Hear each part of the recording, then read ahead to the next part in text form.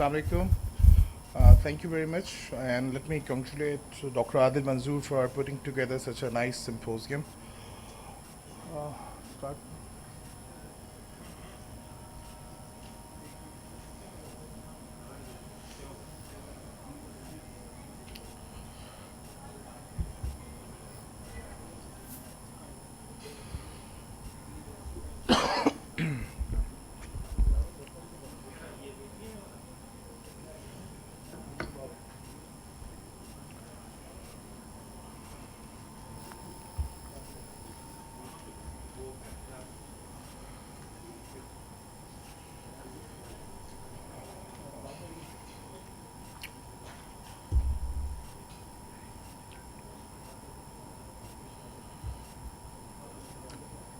Dr. Adil, should I?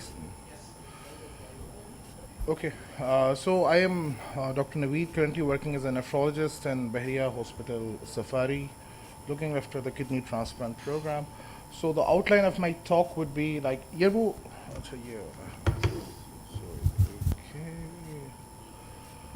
A brief introduction regarding the ABO incompatible transplant, the desensitization protocol that we have used in our center, our experience, and the future directions. That would be the plan for today's talk.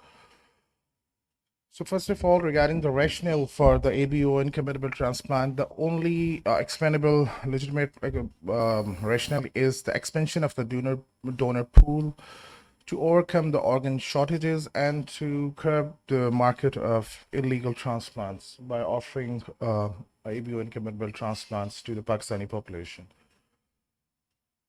So what really ABO incompatible transplant is, like for the recipients who are blood group A, B, or O, you have natural anti-isoagglutinins for A and B, which are IgMs and IgGs.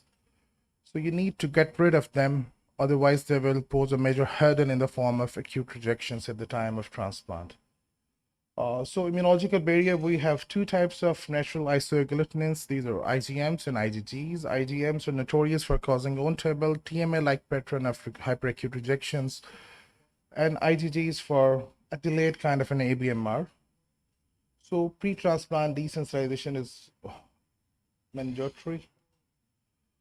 So what are the various ways we can estimate the titers? Is the simplest one is the tube titration, which is the simplest one, is error prone and the most reliable, and the one we are using in our center is the gel card method, and it's being used across any good center who is doing ABO incompatible transplant. So we have the separate titers for IgMs and IgGs. So I will show you the report that we get when we order the isoagglutinin titers. So I think so it's not clear to the audience because I am having a difficulty. It's a blurring. I think so there is some issue. So we get a separate report for IgMs and IgGs, and they tell us in logs 1:2, 1:4 how much there is a positivity. So it's of paramount importance that your hematology report for isoagglutinins should be reproducible across the labs to conduct a safe and effective ABO incompatible transplant. So obviously ABO is a high risk transplant, but furthermore, you can stratify it into low risk and the high risk category. For low risk, if you have the donor of A2, it's a low risk. Any recipient who is other than blood group O, like A or B, they fall into a low group category. For the starting titers of less than 1/16.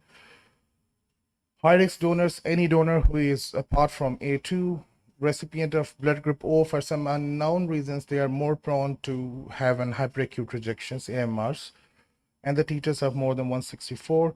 And if you have a transplant which is a combined HLA and ABO incompatible transplant. So the patient selection, so every effort should be made to find a blood compatible transplant, like first, second, third degree, mein khala, mamu, phupi, bhatija. You should put in every effort to avoid it, basically. Patient motivation needs to be there. Ideally, A2 donor, there should be no DSA, and it should be only an ABO incompatible transplant. So make sure you are not missing any DSAs. This is the general infection screen. I will not go into the detail. So how we can do the desensitization protocol. So it's anti-CD20. we are using rituximab, but we also have been privileged to use the omnituzumab in 2 of our transplants under the mentorship of Professor Lionel Roasting. That was HLA's incompatible CDC positive cross match. And main thing is apheresis to get rid of the preformed antibodies in the form of some kind of plasma. We have different options: plasmapheresis, DFPP, and selective immunoabsorptions. So what does rituximab really do is, like, we are not sure whether it prevents the rebound or what's the significance, or it prevents some kind of an endothelial interaction with then IgMs or IgGs. So this is a paper. It is, I think, so proof of a concept that, like, in the Australian cohort, they did 66 transplant 2010 to 2019 without any pre-transplant desensitization, and they lost about 6 of their grafts to AMR as compared to the control cohort of 18 patients where they have lost no graft to AMR, where they gave the pre-transplant rituximab. So these are the various ways through which we can do the plasmapheresis or apheresis, plasmapheresis, DFPP, non-specific human absorption, and immune absorption. So I will briefly go through our experience, our protocol, what we are doing, and how we have started again, like what are the results. So our protocol is, it's mandatory to use the rituximab minus 30 days, and we use apheresis in the form of selective immunoabsorption. So I will go through. ये play नहीं कर रहा इस पे ये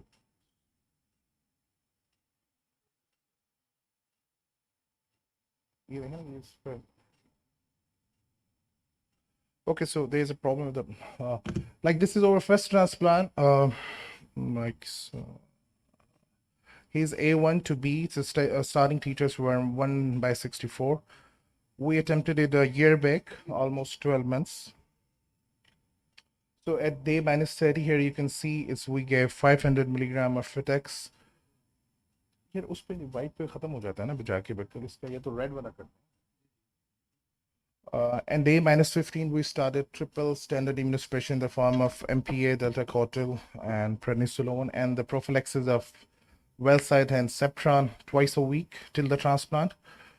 And here we did like 5 back-to-back. That was our first transplant. We did 5 back-to-back plasmapheresis sessions, and we achieved our titers of less than 1/4 for IgMs and IgGs both. And we made the transplant, and the induction was with the Similac. So it was a second transplant that was attempted about a 7 month back. Yes, this B2O, the teachers were 1/64 here. It's a standard Ritex induction pre-transplant desensitization rituximab, day minus 15 triple immunosuppression, and the standard prophylaxis with 4 medicines. And we did a single session of membrane plasma suppression and immunoabsorption, which was where we treated about 30 liters of plasma in a single session. But we had to give 3 sessions of plasmapheresis more, and we did MPS as a membrane plasma because the patient was lupus positive. Lupus anticoagulant was positive at the time of transplant, and we did the transplant with the Similac injection in induction. This is the last one that we attempted almost about 4.5 or 5 months back.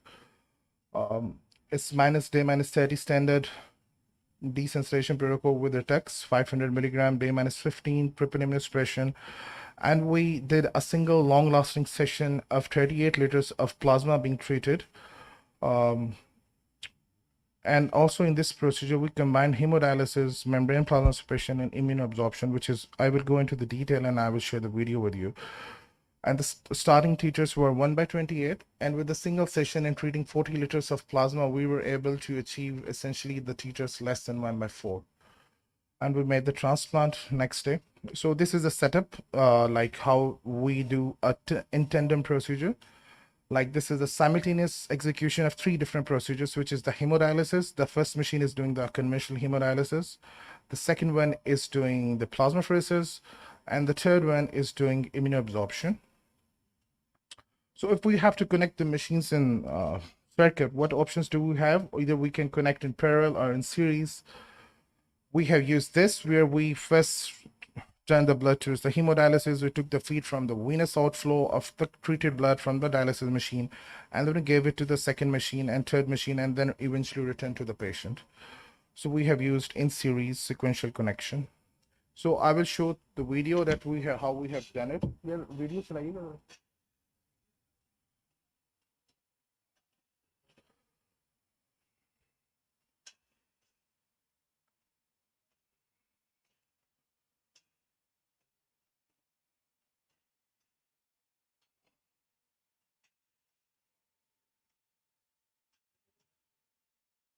1 minute please. बस ठीक है.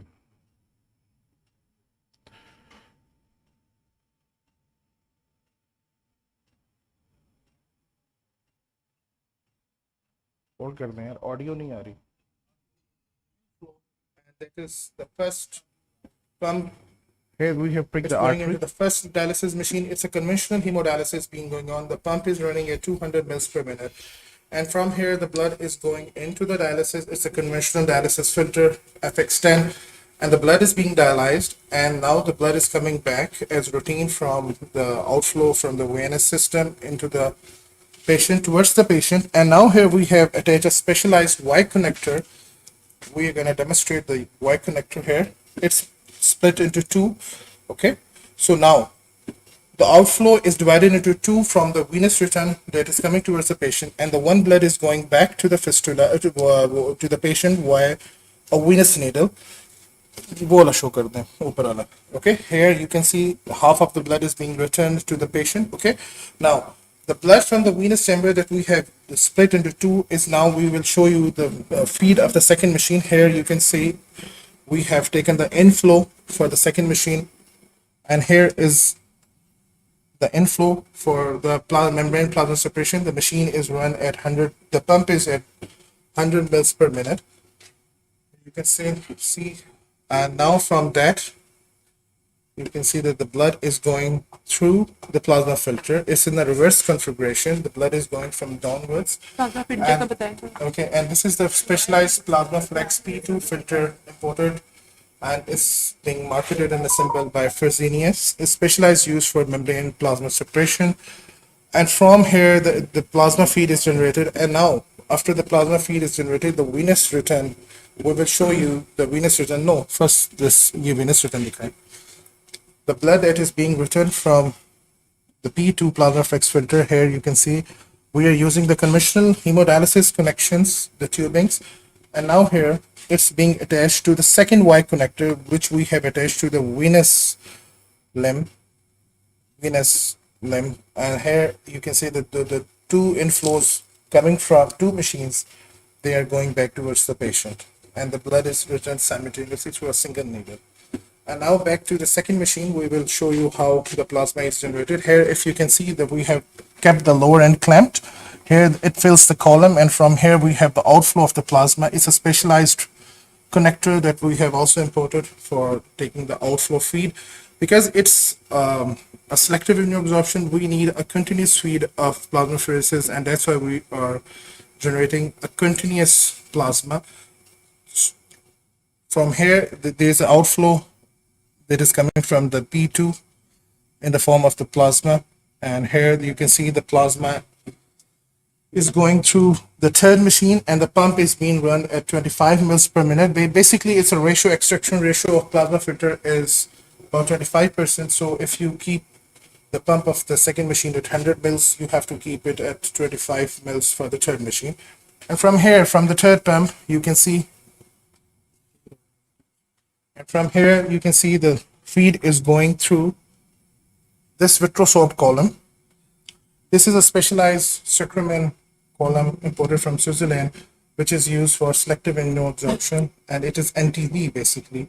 It will absorb all of the NTB, isoagglutinins, IgM, and IgGs. And now, from here, this is the outflow, which is the plasma. The plasma which has been generated and treated will be returned to the patient. And now we will show you how we are returning the plasma to the patient. And here we have used the venous chamber as a routine of conventional hemodialysis machine. And here the plasma, treated plasma, is coming back towards the patient. And on the second machine, which is generating the plasma, we have attached it to the venous chamber. Here you can see all of the treated plasma is being returned to the patient. And now for the second machine, we will show you how the blood is being returned. Here you can see this is the outflow from the second machine, and to the second white connector, it's attached, and the whole blood is simultaneously returned to the patient. And this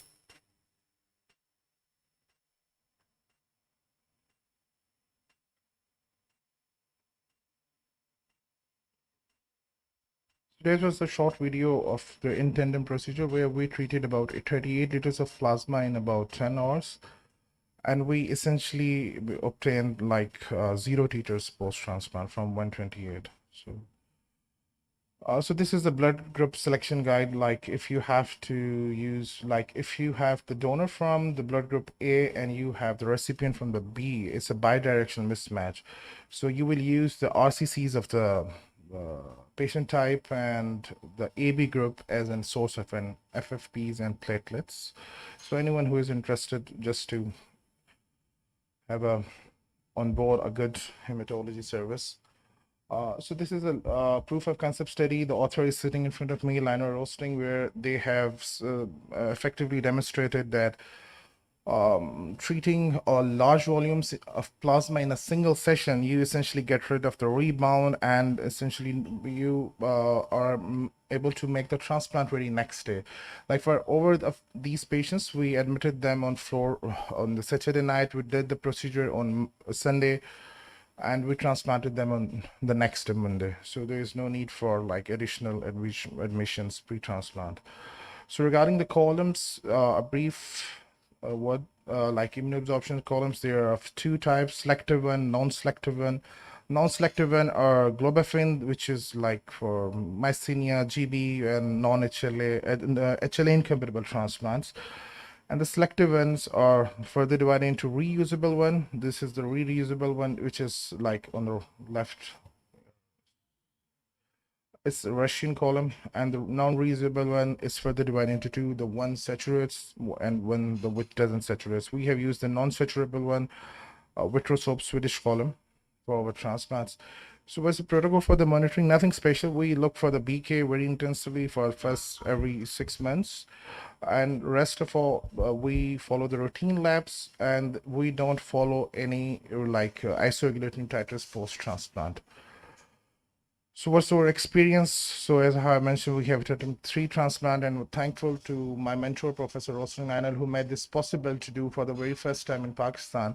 And so far we are like having a 100% kind of result. We haven't seen any complication pertinent to ABO incompatible transplant. We had no biopsy. And there's a paradox that I want to mention about his ABO. Like for the second patient, we had a rebound of 1024, but nothing happened. And the graft survived and still is 7 months, and he is doing perfectly fine. And for the last one, there was a huge shutdown where we did in tandem session, and we achieved the titers. The titers were essentially 0. There was a acute shutdown. The output dropped. We met the plasmapheresis, restarted the plasmapheresis, and after 1 hour, the patient regained the output, and everything started to improve. And so far he's also doing fine. So no one really knows the significance of titers and interactions between the IgMs, IgGs with the endothelium. It's a paradox. You are still under investigation, and a lot of work is being done in Korea and Japan especially to understand this significance of titers, the isoglutinins. So this is from one of our patients. So we have done the biopsy in 2 for to demonstrate accommodation, which is accommodation is simple words like with the background of ABO.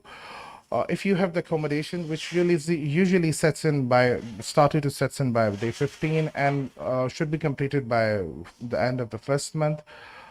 The ABO gets out of context, like they behave like a simple transplant ABO compatible one after 1 month. So this is PTC C4D deposition. The pointer isn't like. So what are the complications that we faced? Lymphocyl, one for 7 weeks and one had for 5 weeks. Surgical complications, not a real complication. It's known to have lymphocyls in ABOs. Otherwise, we had no episode of rejection, nothing yet. What are the future directions to introduce immunoabsorption and membrane plasma separation is a method of a choice for ABO incompatible transplant, and to prove that ABO incompatible transplant is safe, doable with a good and excellent hematology support. An introduction of MPS as a method of choice for plasmapheresis. Like with this filter, you can do a bedside plasmapheresis, a therapeutic. हमने plasmapheresis we have also done the therapeutic plasma exchanges with membrane filter as well. So like your dialysis machine and your dialysis technician can easily do at the bedside. And we are inshallah, we will be attempting an ABO plus HLA incompatible in near future, like in months time. So that's it. Thank you very much.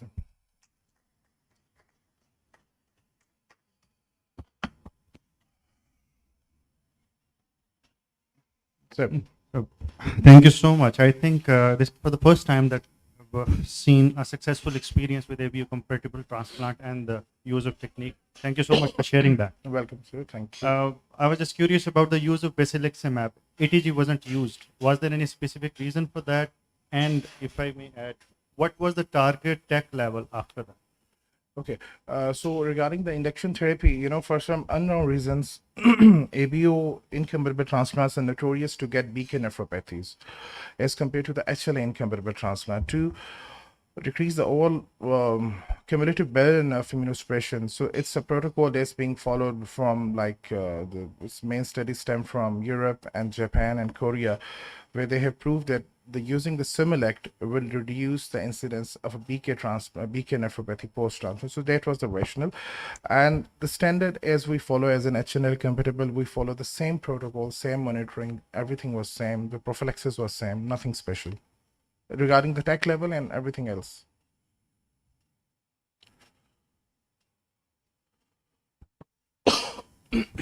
How frequently you were doing the anti-isoglutenin titers post-transplant? So post-transplant, we don't have any protocol and we don't follow the titers.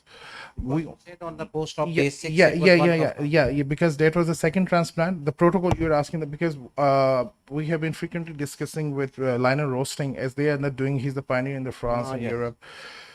So for day 6, just to be on an academic side, because no titers were done post of 1, 2, 3, 4, 5. So just to be on a safe side, we documented because we are in the process of like submitting a case report or something like that. So that was an incidental finding to have such a titers. There was no indication, like there was no graft dysfunction. The creatinine was normal by that time. And in the last transplant, we did send on the first 0 post-op day when we had acute shutdown of the output. So the titers came back negative. We like essentially 0. So we don't, for the coming transplant, we have no plan to implement the protocol to follow the titers post-op. Because precisely what you have said, the world it does, that they do the anti-agglutinin titers, but even if there is a spike and the creatinine is normal, So nobody treats that. yes. But in the liver world, what they are even treating the titers also. So Dr. Rostang, you have any opinion about that? In the liver transplant ABO incompatible from Korea and Japan? So, thank you, Dr. Adil. First of all, I would like to congratulate my mentee, Dr. Navid. And the thing is, regarding the titers, you may have ABMR post-transplant in the setting where your titers are very low. And so we do not know why, actually.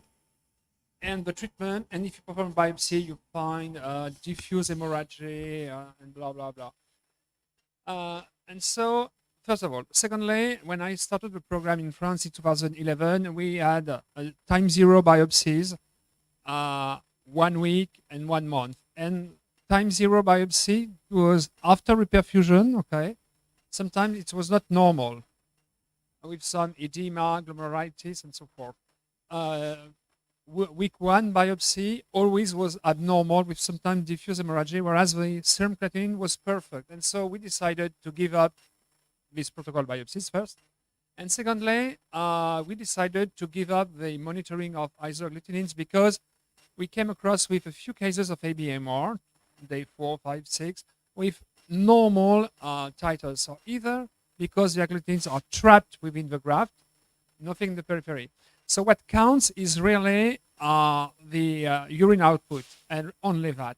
And the third patient, yes, when he texted me that he had a shutdown of diuresis, well, I said, okay, the only thing to do is to perform plasmapheresis. So you will not remove the titers, you will remove the complement factors.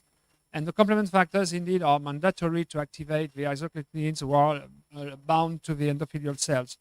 And so practically wise, we only have to monitor the urine output, serum creatinine, and that's it. But if there is a urine shutdown, you have to intervene immediately. If you wait 1 day, the graft is lost for sure. And I never lost a graft within more than 150 ABO cases, never.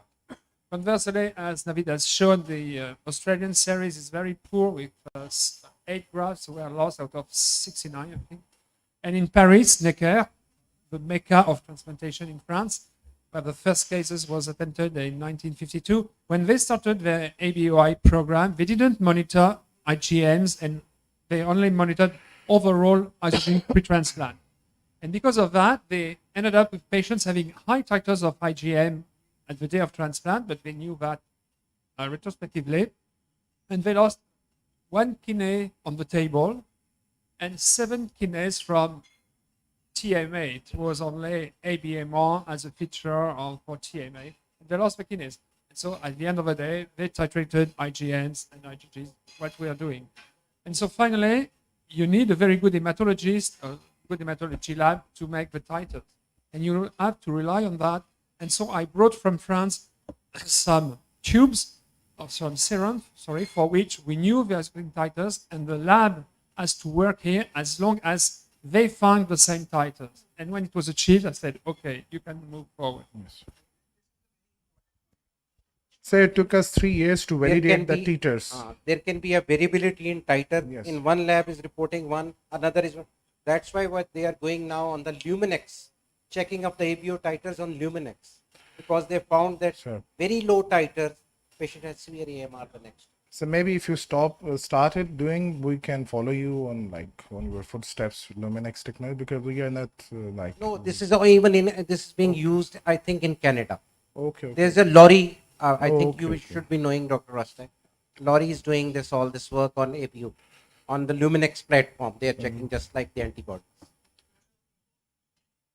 There is an attendee at the end. He wants to ask, like he's waving.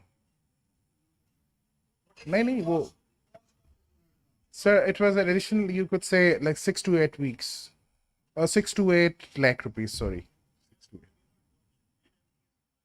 Sir, MPS, so like it's a simple procedure. ये तो costly नहीं है, but the filter, यानी कि for 20,000 rupees you can have the filter. Fresenius Medical Care Pakistan अभी deal नहीं करा, उन्हीं का प्रोडक्ट है, हमने इंडिया के थ्रू मंगवाया जो है, तो इसलिए हमें वो 18-20 हज़ार रुपये का पड़ा. लेकिन अगर ये पाकिस्तान में अवेलेबल हो जाए, आई think so it would be available at somewhere 10-12,000 rupees में. ये सेरेटेक्सिमेब इंक्लूड है इसमें. तो पहले ट्रांसप्लांट में we used only conventional plasmapheresis, that was only 2.5 to 3 lakh above the normal transplant. Cost effective as compared to the multiple Yes, sessions? definitely. Like if we have the starting titers of 1 to 8, and the norm is like with each session with 1 volume of plasma treatment, you will get the reduction of 1 log. So अगर आपने 1:4 achieve करना है तो 7 to 8 sessions of plasma pheresis आपको चाहिए. Now it depends on you whether you want to plan it on a consecutively or an alternate day. तो patient को आपने 1-2 दिन पहले दाखिल करना है, 15 दिन ट्रांसप्लांट से पहले रखना है, FFPs, एल्ब्यूमिन बर्डन, एवरीथिंग. वो कॉस्ट मेरे I think so immuno absorption अगर टीटर्स 164 से ऊपर, it's more cost effective. Like we admitted them on Saturday night, did the session on Monday or Sunday, and on Monday we transplanted both of them, the last two, second and the third one. So it was a single day admission. Wonderful work, and we tip up the hat to Professor Lorneau. Above that titer you will not do, for example, 1 into 516 like that, or 1 to 1. To Any cutoff pre-transplant, isoclutamic pre-transplant to include in the program. titer. Yeah, to You have a to cutoff. enroll. Above that, I will not attempt. Sir, 512, sir. There is no limit, but in a limited resource country, there should be a limit. Otherwise, in my hands, there are no limits. Yeah, the more you try to get the t-test down, so the likelihood of rebound and to tackle the emergency again is very. यार वो last में दे देंगे, वो पीछे मांग रहे हैं.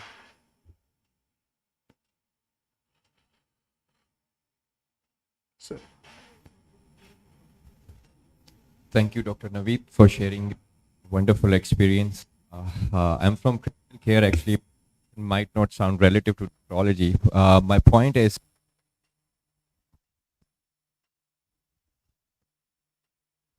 when you were actually performing this in tandem selective immunoabsorption, so you've used the circuit in a series, right? yeah. And running through that high volumes of plasma phases, did you utilize any critical care services for the support, or were you doing it at just your nephrology setup, maybe at a ward base or a dialysis center base? Number one.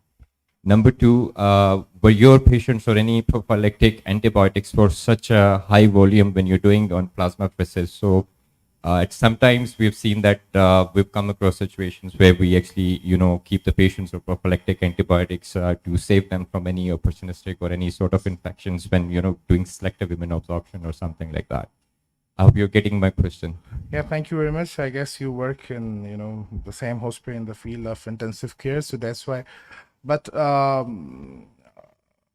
we were privileged enough to have the help of some group from India to establish the circuits for us.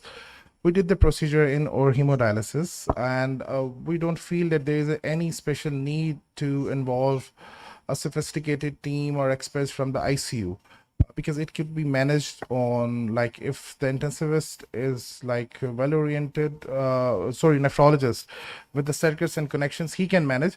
But to start with this procedure, yes, definitely, I think so it would be better if it could be started under the guidance of intensivists. Like you have this in PKLI, we don't have such a robust and a big intensive care department.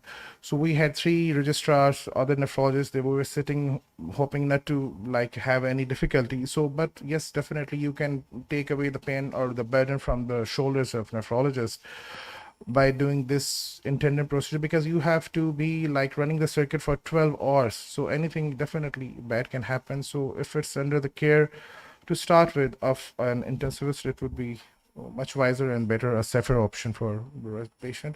And regarding the prophylaxis, because we start the desensitization minus 30 days for the patient receives the amoxil prophylaxis throughout the procedure, and on the day of the surgery we shift to cefoperazone.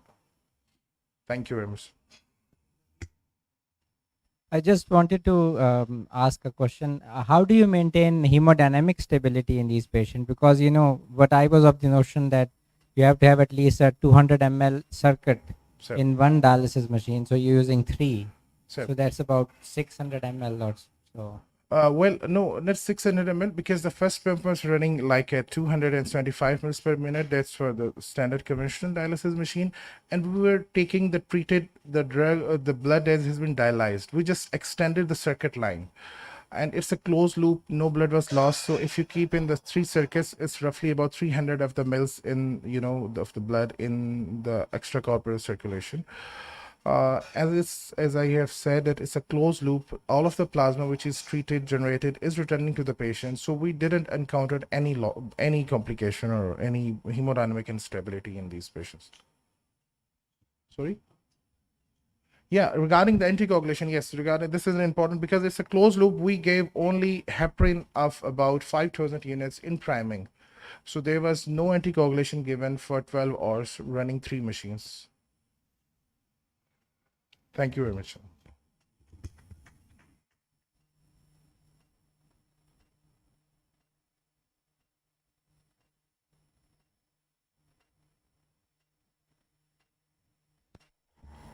Thank you, sir. Our next speaker, Dr. Hisham Ahmed. Okay, sure. Sorry. जी madam.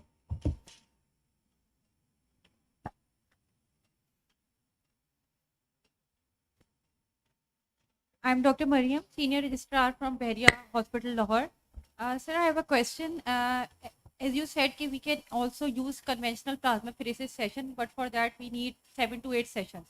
And and we need replacement fluids like FFPs and albumin. So in this plasma membrane separation and immunoabsorption, we don't need any replacement fluids. So can you please repeat the last line? Like In the procedure that you are using, MPS plus IN, we don't need any fluid in this procedure. no, absolutely no. Because you take the plasma out, you treat it, and you return it simultaneously to the patient. There was zero loss of blood or plasma.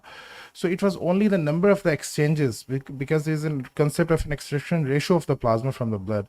So we treated the plasma for 38 times. By 38 liters mean if there is a plasma volume of about 3 liters for the particular patient. So we did a sessions of 12 plasma volumes, and it was a closed loop. So all of the plasma was returning simultaneously to the patient. So no substitution fluid was given. And we do all those at one time in this procedure. Yes. That we were doing separately in the conventional plasmapheresis session. Sorry, I couldn't understand because So as you said that we have a 3-liter plasma volume and we have to do 36 liters. So simultaneously we do the exchanges. Yes. In one session. Yes. It was a simultaneously. The first machine was doing the dialysis. That was in tandem procedure.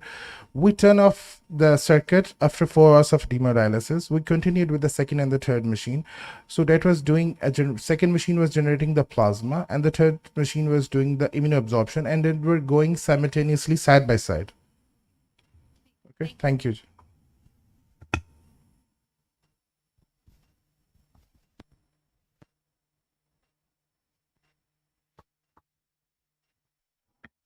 Our next speaker, Dr. Hisham Ahmed, is a visionary consultant nephrologist in PKLI. He will share his insight and experience regarding isolated kidney transplantation in compensated cirrhosis. Thank you very much, Dr. Varda. Assalamu alaikum. Welcome you all, especially my old colleagues who had training with me from Islamabad, Karachi, Gujranwala, Multan. So it's really, I'm really happy to see you all people here. So the topic I choose because, the kidney transplant alone in compensated cirrhosis, it's a barrier for all of the nephrologists in Pakistan especially. We have a lot of fear that we might lose liver. And if we lose the liver, we will lose the kidney, the allograft as well. So that was a great fear a few years back. But then when I joined PKLI, I thought that I think we should go ahead with this barrier. So to start with,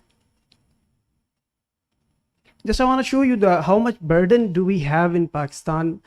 Globally, Hep C, we are at the second, China is at the top. And I didn't see Dr. Rostang here anywhere. France is not mentioned here, but the Spain is at the end and the rest of the countries, but we are at the second globally in the Hep C prevalence. This is the national prevalence of hepatitis C and hepatitis B in Pakistan in different provinces.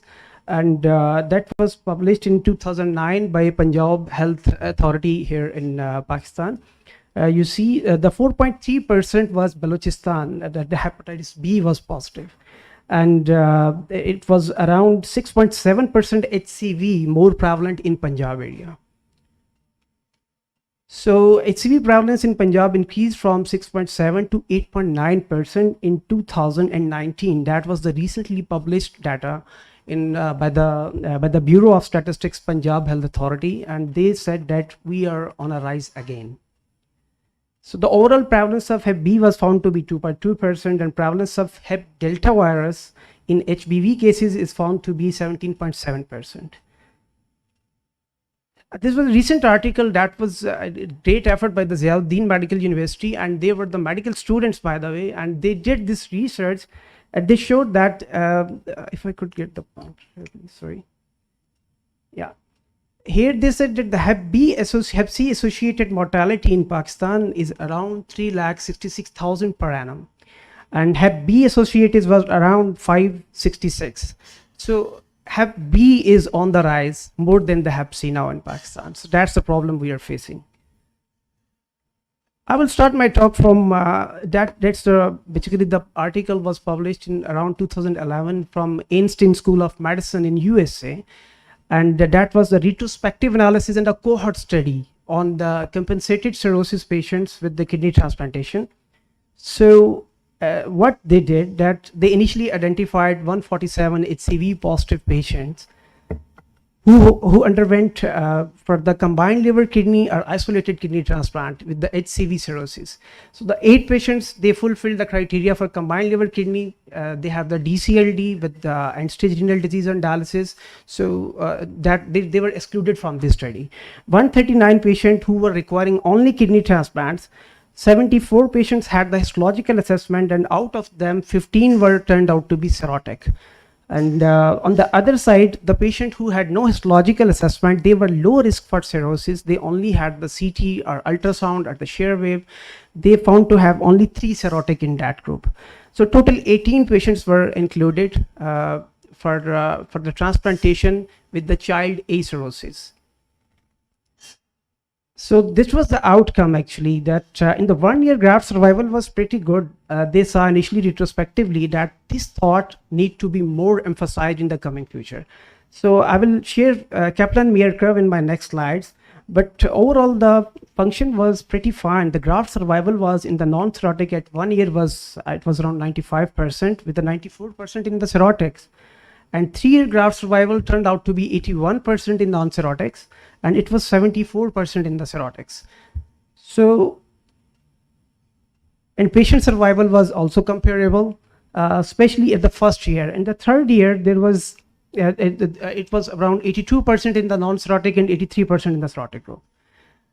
But the alarming finding was there that we need to keep in mind, that was there was high rate of malignancy in such patients. They had around in the cirrhotic group, they found out that there were 6 patients who developed carcinomas. 3 had HCC, hepatocellular carcinoma, 2 had skin cancers, and 1 patient developed oral cancers. So this was the alarming finding in this study. So the role of active surveillance is important in this in these patients who undergo kidney transplant alone in compensated cirrhosis. And they also advised that consider avoiding ATG or monoclonal antibody induction in these patients, because they are already high risk of malignancy, and if the patient is immunologically low risk, it's better to avoid these induction therapies. The next paper, so the conclusion was that kidney transplant alone can be considered in clinically compensated cirrhotics. So this was a second publication that was in 2012. It was New Orleans School of Medicine in LA, and it was a prospective trial. The previous one was just a retrospective study. So what they did, they included about 9 cirrhotics and 28 non-cirrhotic patients, head-to-head trial, and they keep on monitoring for 1 year and 3 years. The outcome was that the patient survival initially, it was quite comparable. I mean, in the cirrhotics, a bit on the lower side, he had the cardiac mortality for 1 or 2 patients, and graft functions were normal at that moment. And the 3 year graft survival was almost comparable. It was 78% around and 89%, 88.9% in the cirrhotic group.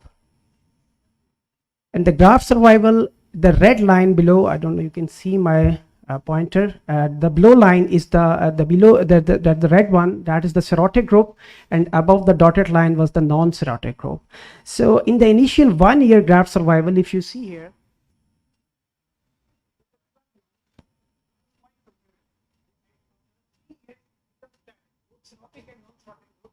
they were going side by side for the long-term follow-up. Okay, so in the long-term follow-up, the cirrhotic and non-cirrhotics both were doing fine, and their graft were going excellent. So the conclusion they gave that kidney transplant alone may be safe in patients with compensated HCV cirrhosis and end-stage renal disease with hepatic pressure venous gradient of less than 10. And a simultaneous liver kidney transplant may be an unnecessary use of a liver allograft in these patients. Okay. This is the latest article that was published by the KDIGO as well. I put this article myself because, you know, when somebody wants to give an agenda, he always gives the studies which are positive. That was a bit negative study, but not that much negative that one should say that I'm not going for the kidney transplantation in clinically compensated cirrhosis. So this was in San Antonio, Texas. 131 patients were included, and out of those 131 patients, it was a retrospective analysis. Again, they had the 2 age match control cirrhotic and non-cirrhotics, and they compared with each other. So in the cirrhotic group, there were around 12 patients, and in the non-cirrhotic group, there were around 10 patients. They compared with each other. And the cause, I'm not going into the detail of the demographs now, but I tell you the results, yes, here. So the KDIGO suggested here that the patient survival in cirrhotic group was 7.6 years versus 12.9 years in the non-cirrhotic group, while the median graft survival was in cirrhotic group 8.1 years versus 12.9 years in non-cirrhotic group. In the national average graft survival at 3 years, that was 82%. So in this study, they said that it is far below average, that they considered that the 90% should be the graft survival at 3 years, and this is just 82%. So why we are going for alone kidney transplant? So in this study, they suggested that they suggested that one should go for combined liver and kidney even in compensated cirrhosis. So this was the only negative study I could find in all the data regarding this our topic. Remaining studies were quite encouraging. So what happened in 2018? Gastroenterologist, hepatologist, transplant hepatologist, transplant nephrologist, they all sit together. They make heads. They thought what should be done. So KDIGO suggested some clear guidelines for us. They said for clinically compensated cirrhosis, alone kidney transplant, that should be considered.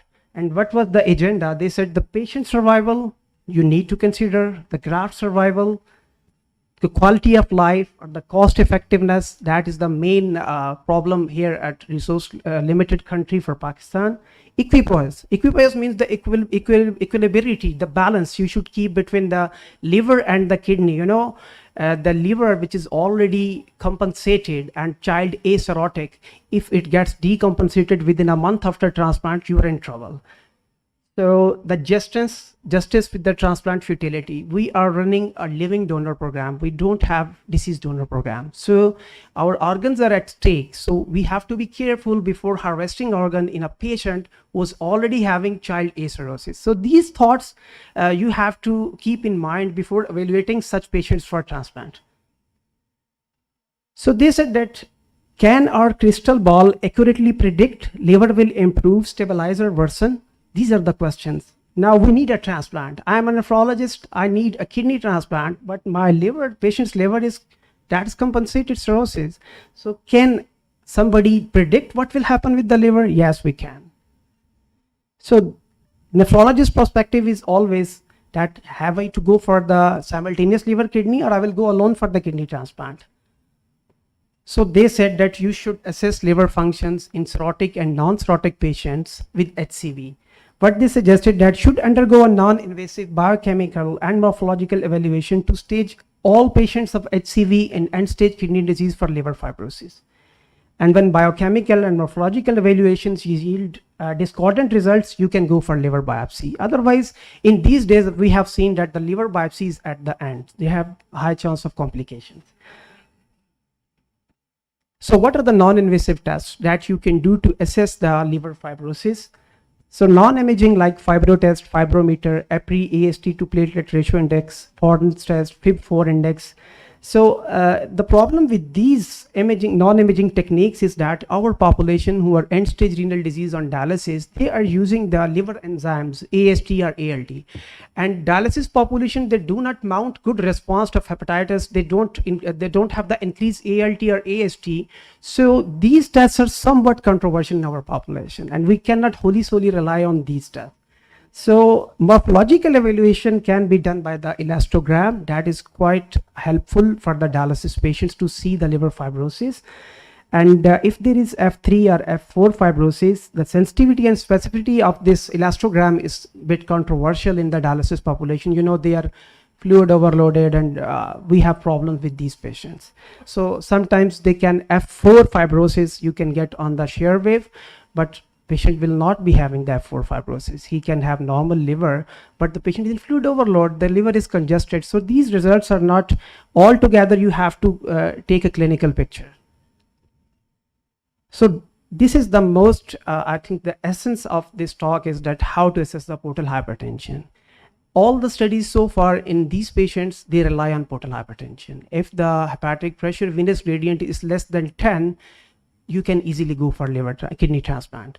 And we here at PKLI, our intervention radiology team is doing it very well for all cases. And we are assessing for all our patients before going for transplantation. In such cases, we are doing the HPVG pressures.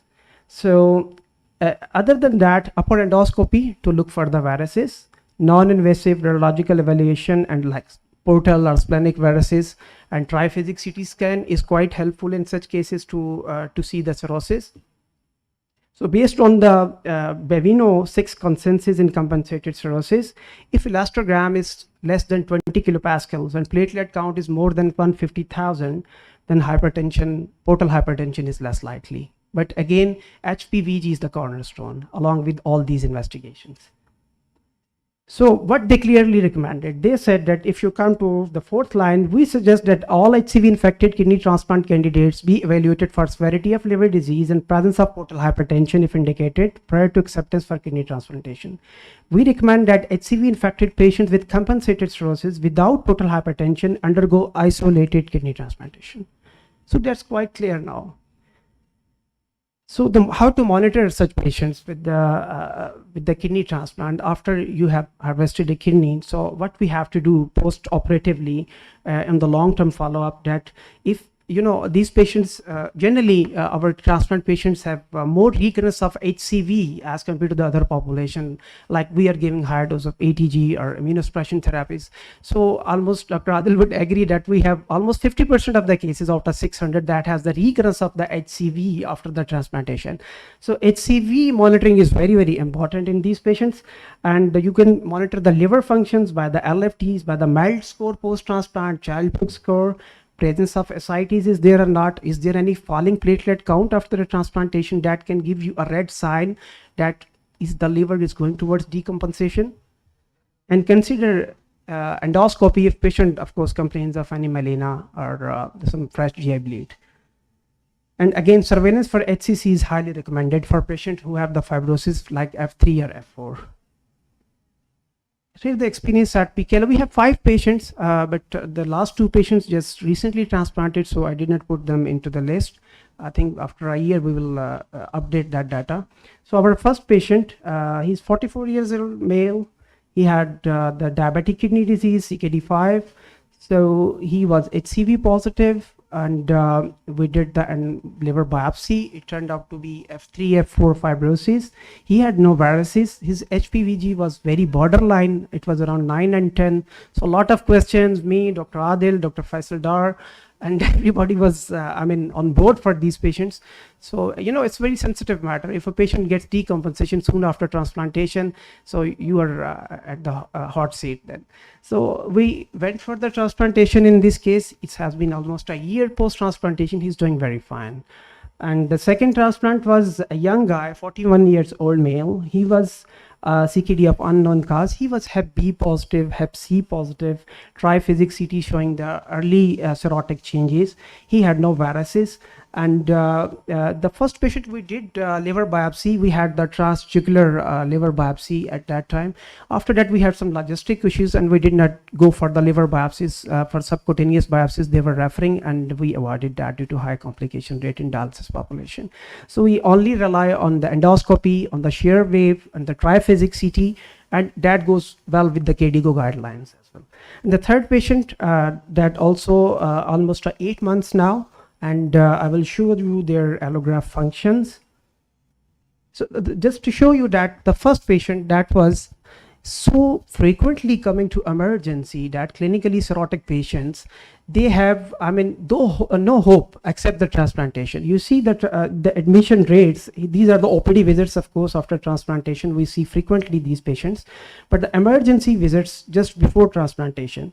And this just hospitalization, and after the transplantation in the brown one, almost no admission was done for this patient, except maybe 1 or 2 times for some other reason. But he was doing so fine. So this is the hope of the patient in such patient. So this was the creatinine trend and the allograft function for our first patient. It's almost a year now. Today, I think, yeah, today he just completed his first year, and graft function is pretty fine. And we are following the monitoring his liver status by the transplant hepatology. We're doing the ultrasound serially every 6 months, and up till now there was no indication of endoscopy in such cases, in all 3 cases. The second patient had a slight rise of creatinine for the last month. His TAC levels was sky high, around 13 and 14. So we stop Septron and bring down the TAC level. I hope he'll do fine the next month. The last patient, he is also having a very stabilized kidney function. So that's all. I think the human knowledge is never contained in one person. That's the take-home message. And it grows from the relationships that we create between each other and the world. And still, it is never complete. Remember this. And the truth comes from somewhere above. That is the creator of the universe. Thank you very much. Any questions? Yes, please.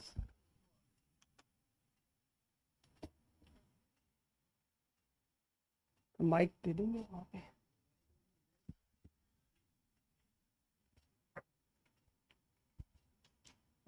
Assalamu alaikum.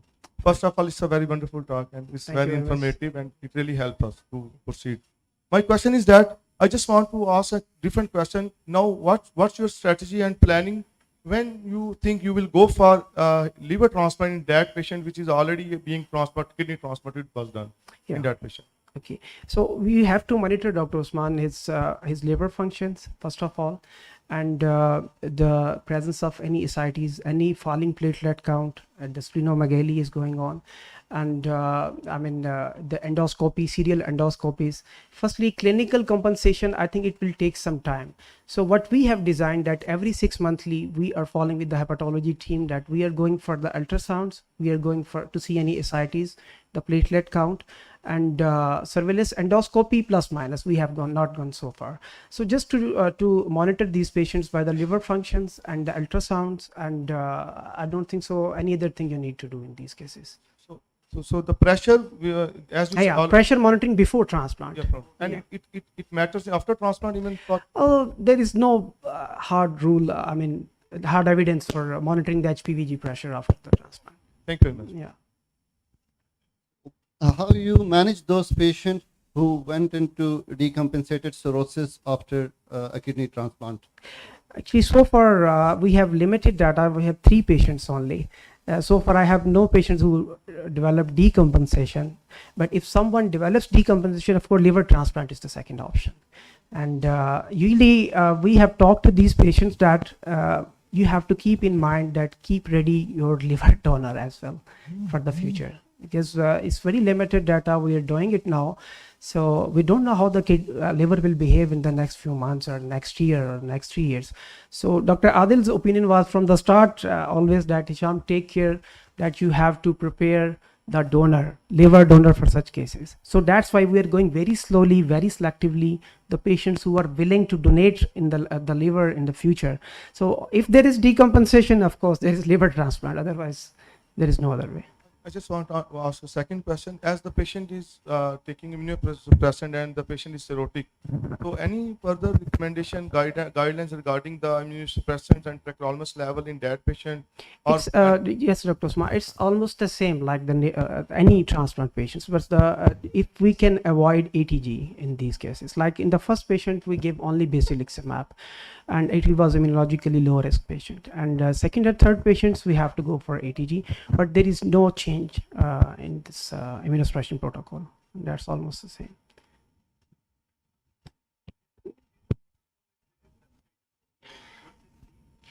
In the Hep B, actually, we are going with negative PCR, and Hep B positive PCR, we are not going for the transplantation.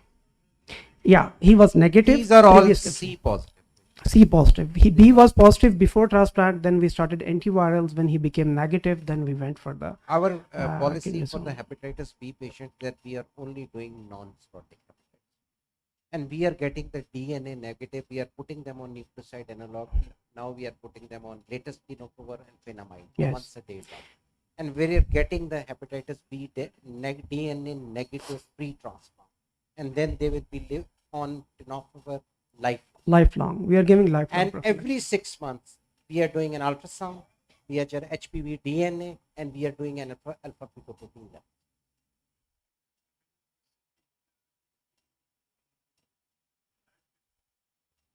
Hepatitis B core antibody, if in the recipient is positive, we're doing HPV DNA. DNA is negative, DNA then positive. it's fine. And then what we are doing every 6 months HPV DNA. We are not putting for 1 year them on prophylaxis, because some of the disease donor centers are putting these patients if they are DNA negative.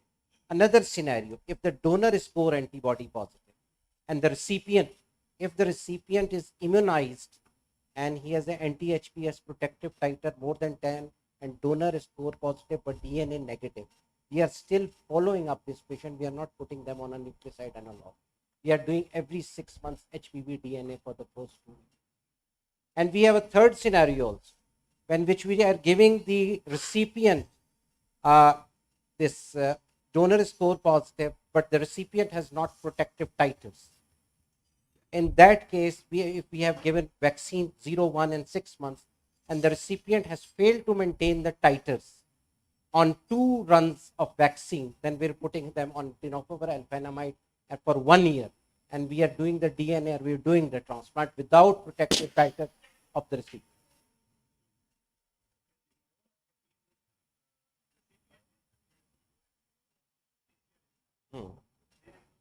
No prophylaxis. They are also not.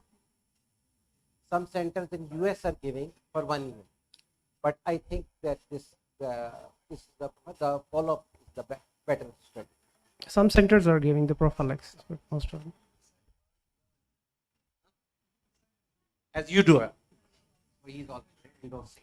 So the home caring message for this presentation is that we are at the second in the world in that CV, so we need to take a lead at this. Thank you very much. Dr. Sham, I have a question. Sorry. Thank you very Yeah, much, sure. first of all, for such a candid talk. What's the threshold for the HPPVG? Are you getting it done for in every cirrhotic patient? Or? For going for transplantation, yes. Yes. Yeah. Okay, what's the cutoff in your center? Less than 10. One last thing, have you followed the patient for the reversal of the fibrosis of the successful isolated kidney transplant? Sorry? After an isolated kidney transplant, successful isotroph, the creatinine have returned to the baseline. Have you documented any reversal on the fibroscan for the Because liver fibrosis? no, we did not do it because I don't think so. There will be in some studies there was some reversal of fibrosis. As you are right, I think. Yeah, we have. Actually, Yeah. we have done also cirrhotic transplants, 3 patients, and all of them from F3, F4, they downgraded to F1, F2. Yeah. So I think one is only 1 year now. The others are when they will be at a 1 year. So probably we have a plan that we'll see is there any reversal of fibrosis or not. I think that's a good idea too. Thank you very much. Thank you. Any other question, please? Thank you very much. Thank you.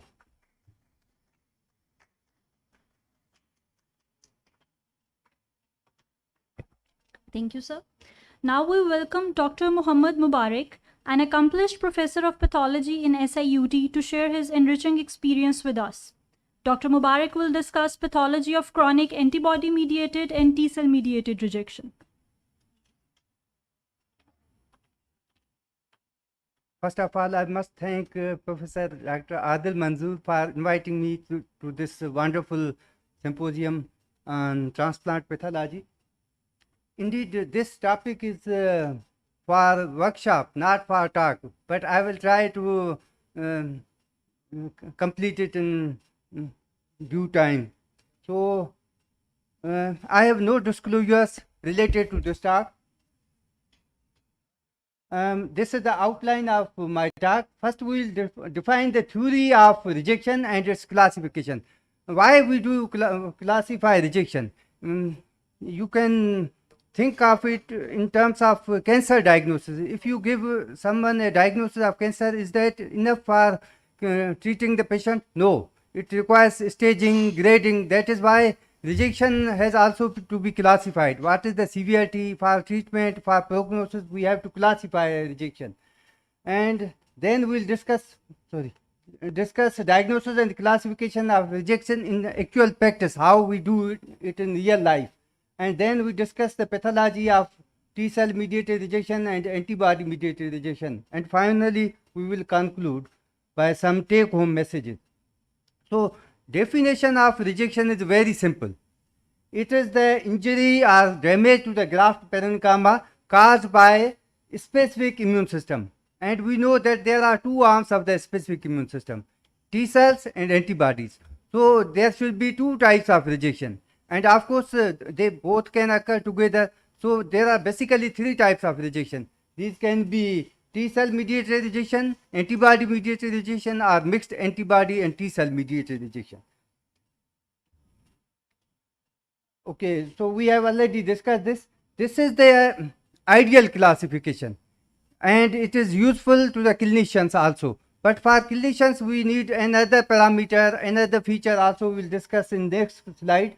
And it is actionable because we have treatment for T cells, for antibodies, we have treatment for both types of rejection. So it is quite actionable classification. So the clinicians also need information on whether the rejection is acute or it is chronic or it is chronic active. Acuteness can be treated. Acute injury is reversible, whereas chronic injury is not reversible. It cannot be treated.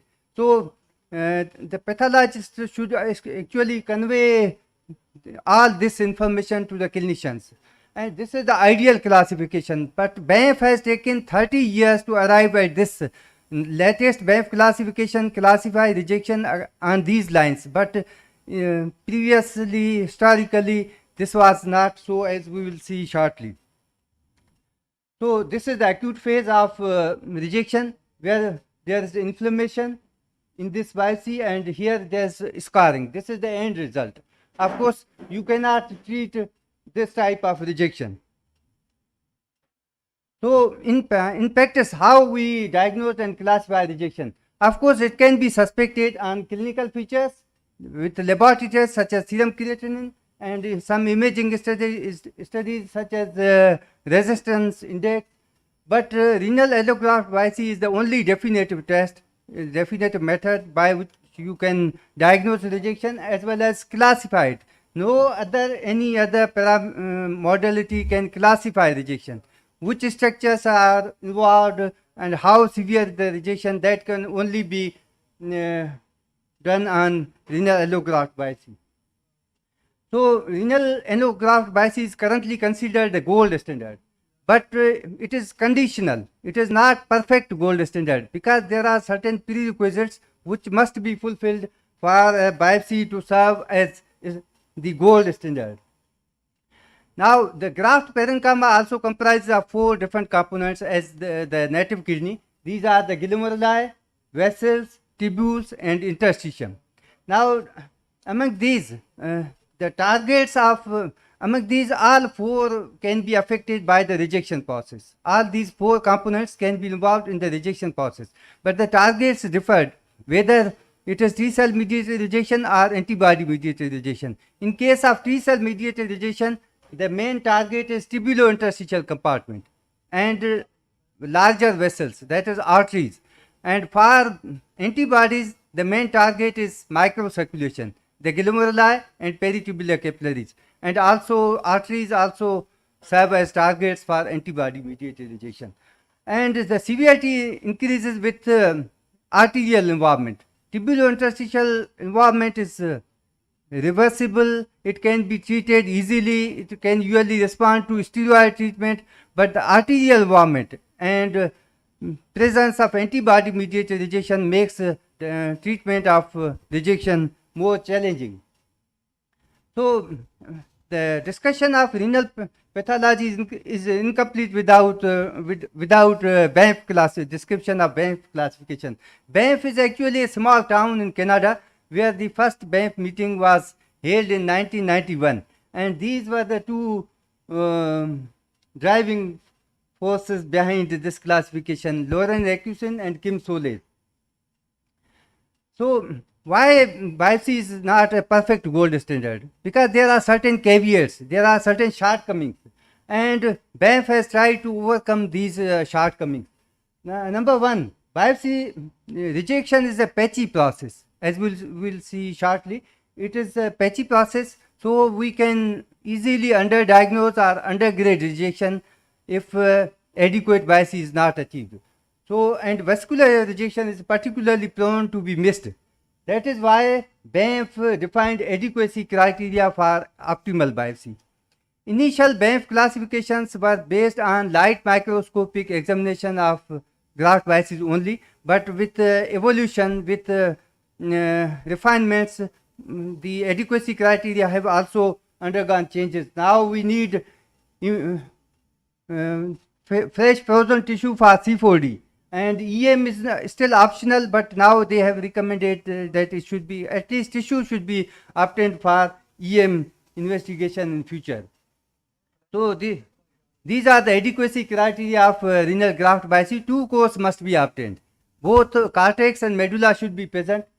Of course, molecular MMDX can be performed on as Professor Rosting mentioned, can be performed on much smaller sample size. But for histopathology, you need two cores with both cortex and medulla up to 10 glomeruli, and two interlobular size arteries must be there. And these should be prepared in a dedicated lab for optimal diagnosis. This is how the biopsies reach to the pathologist. And this slide shows the size of graft biopsy compared with the whole graft. So graft biopsy represents a very tiny fraction of the whole graft. That is why it is prone to sampling error. This is the image from the first BANF paper, in which two cores were separately prepared in a case of clinically typical acute rejection. As you can see, one core was completely free of infiltrate, whereas the other core was heavily infiltrated by lymphocytes.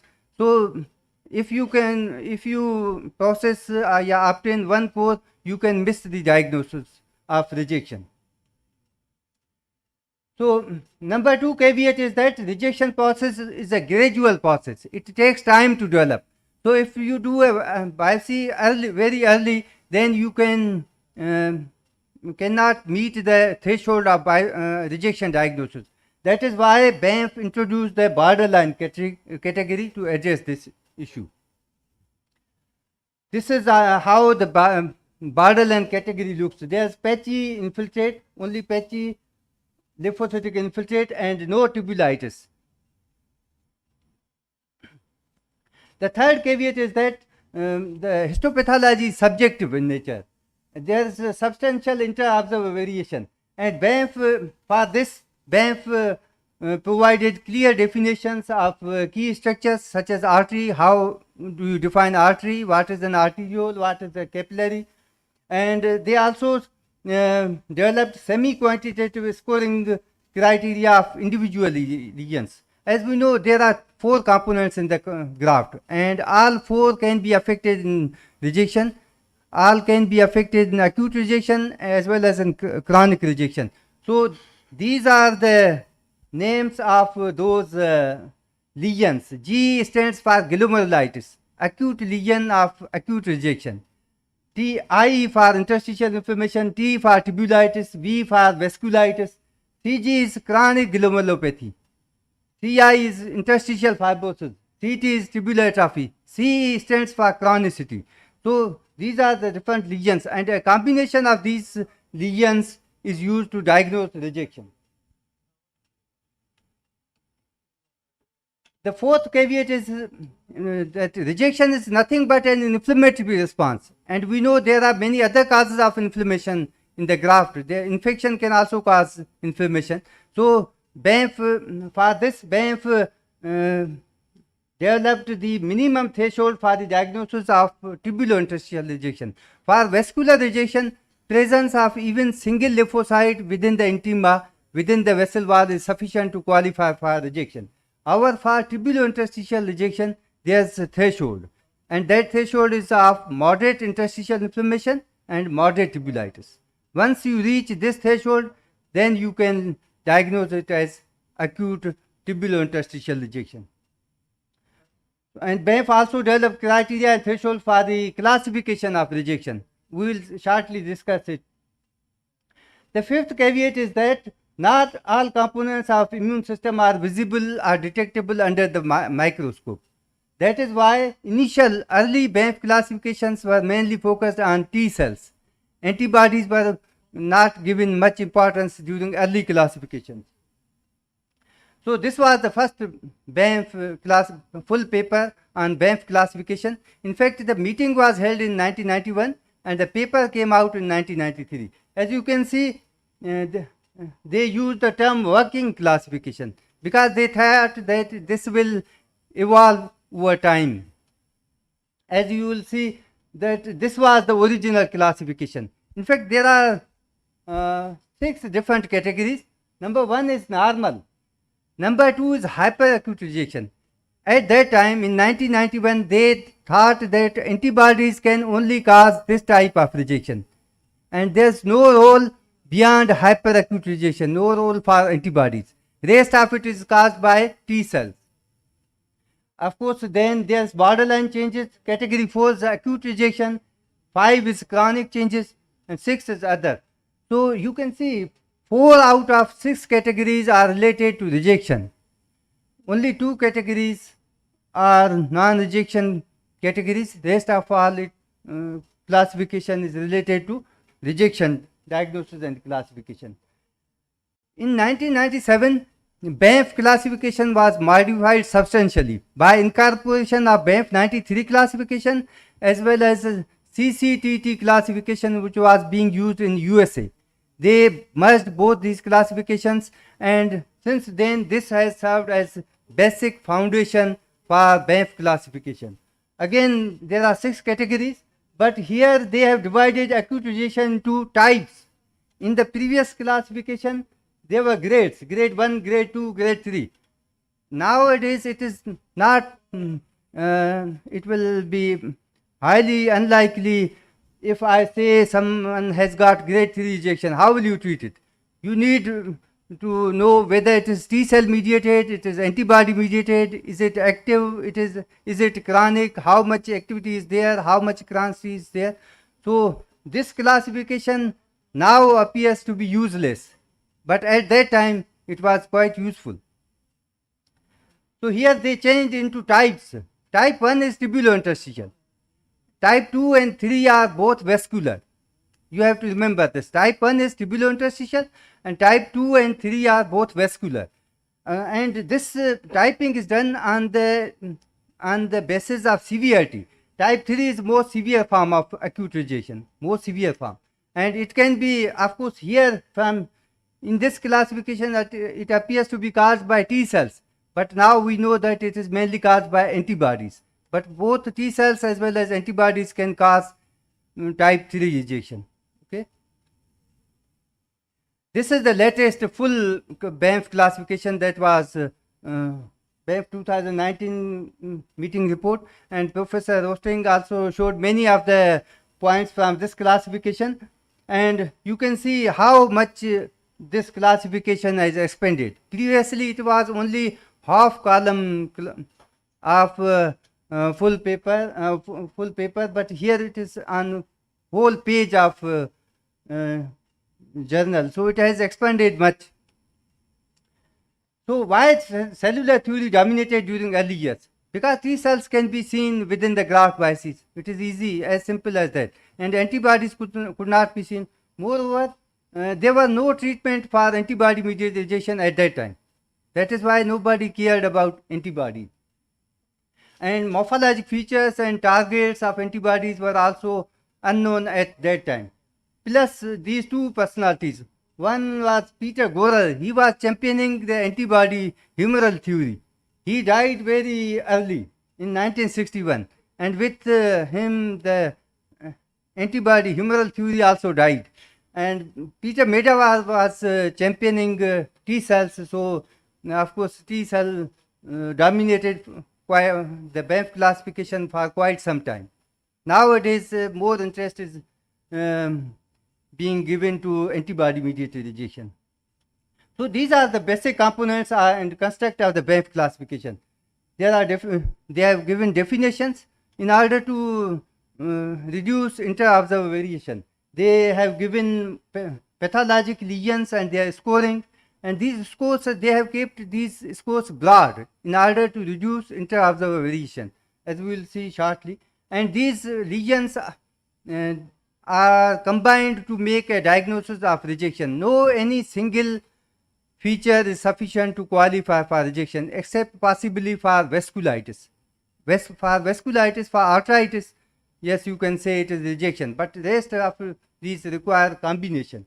These are the lesions of acute BAMF lesions, I, G, I, T, V, PTC, C4D. These are acute ones. These are chronic ones, CI, CT, CV, CG, PTC, MML.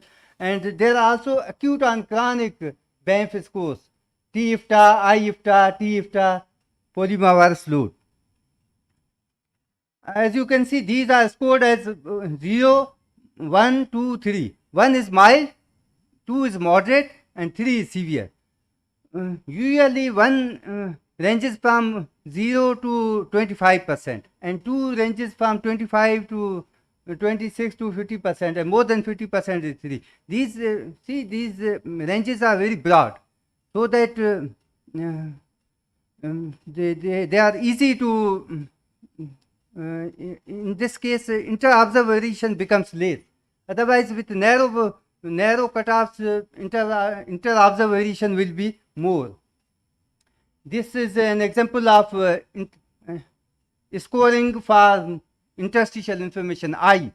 I0 is no or less than 10%. Infiltrate, less than 10% infiltrate is ignored.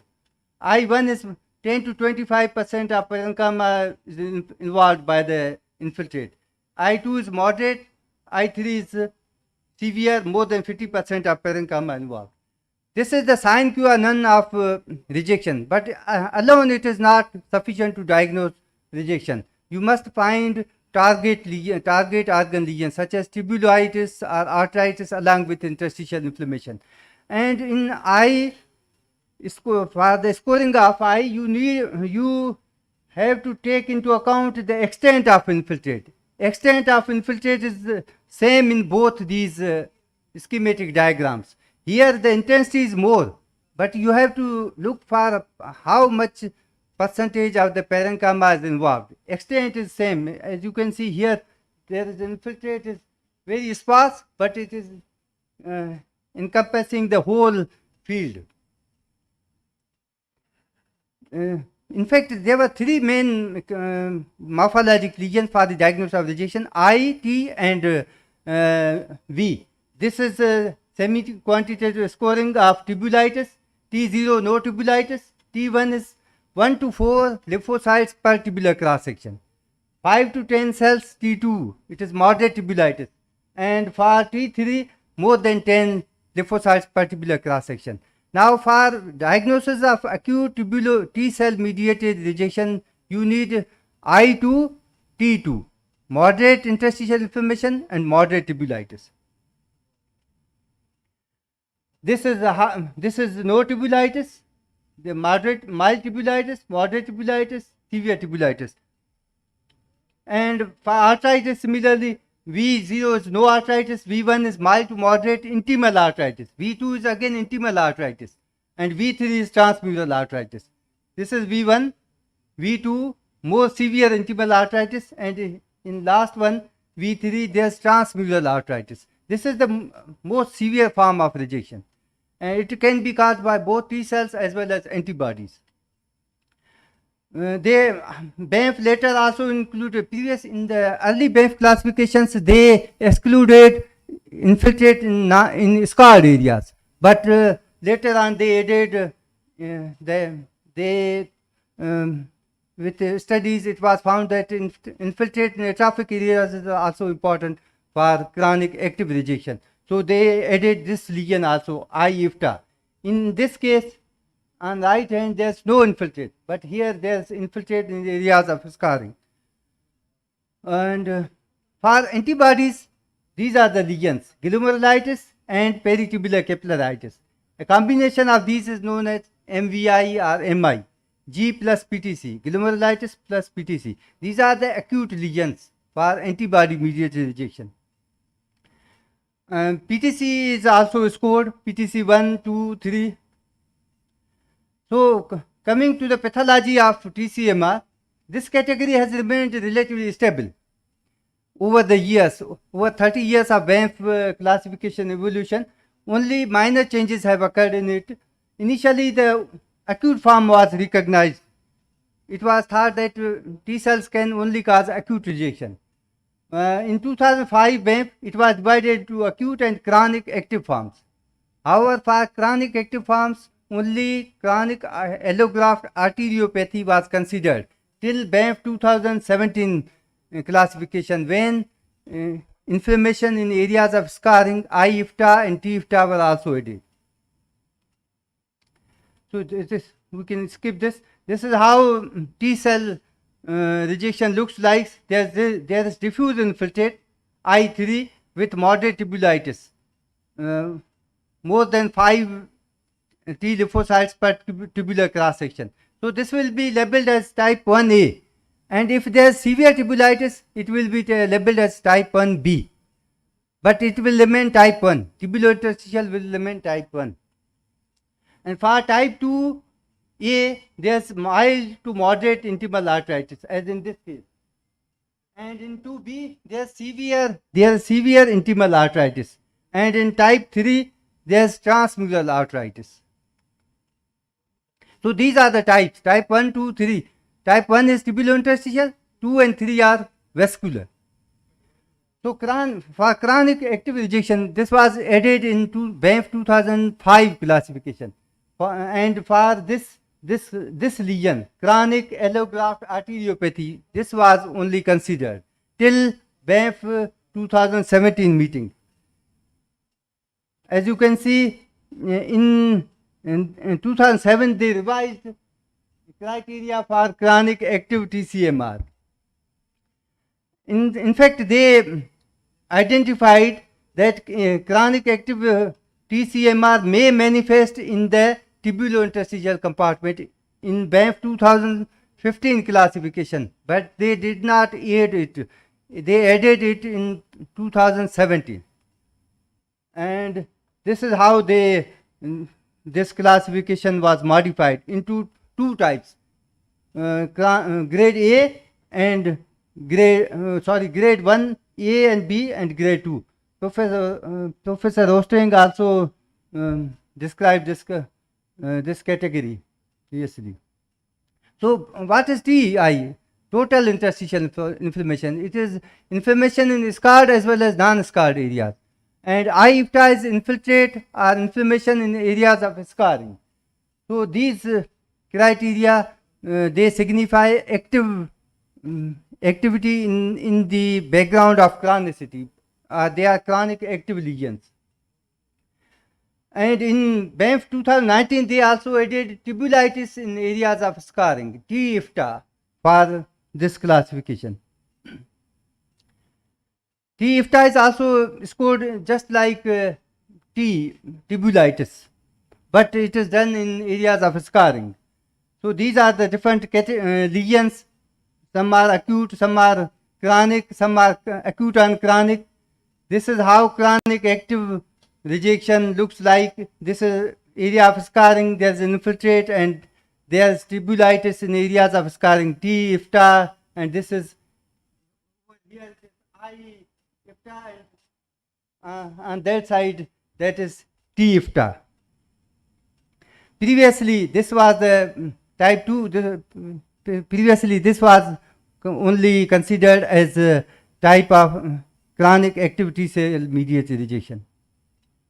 Now, regarding the category of antibody mediated rejection, most spectacular changes have taken place in this category.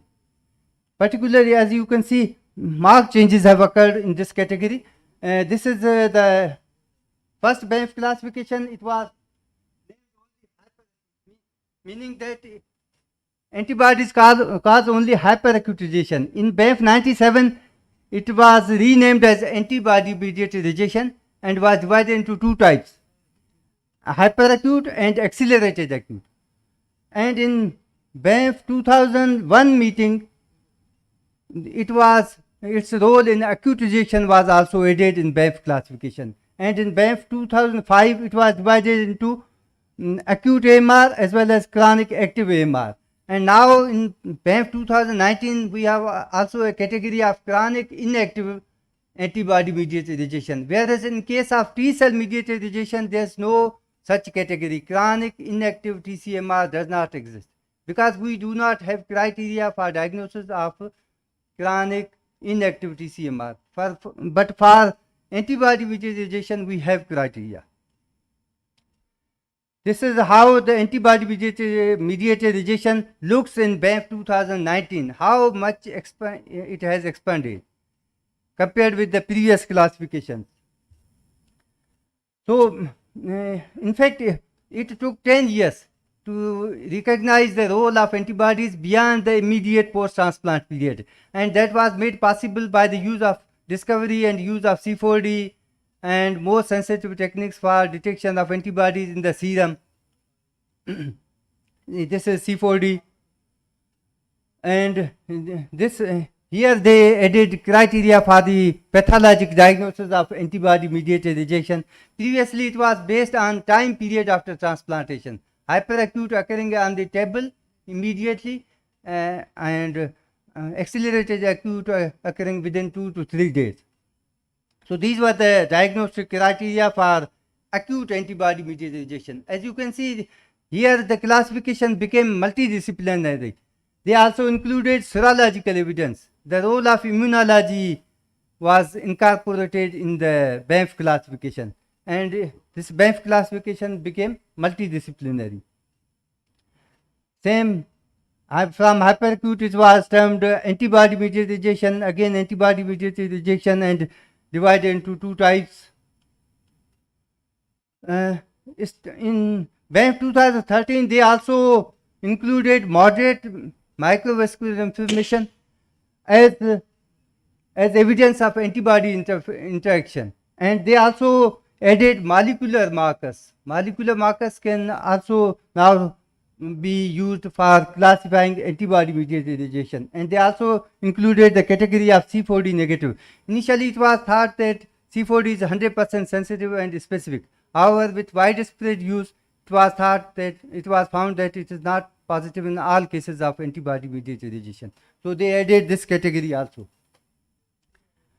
And we can skip this. So these are the lesions in antibody-mediated rejection. We have both acute, chronic active as well as acute and chronic lesions. This is an example of chronic active AMR. You have glomerulitis as well as lesions of basement membrane. These are TG. Lesions of TG represent chronic forms, whereas glomerulitis is acute lesion of antibody-mediated rejection, and here you have PTC. As I told before, in 2019 BANF meeting, they also added the category of chronic inactive ABMR because it can be diagnosed with the help of transplant glomerulopathy as well as peritubular capillary basement membrane multilayering. However, these require electron microscopy for their detection.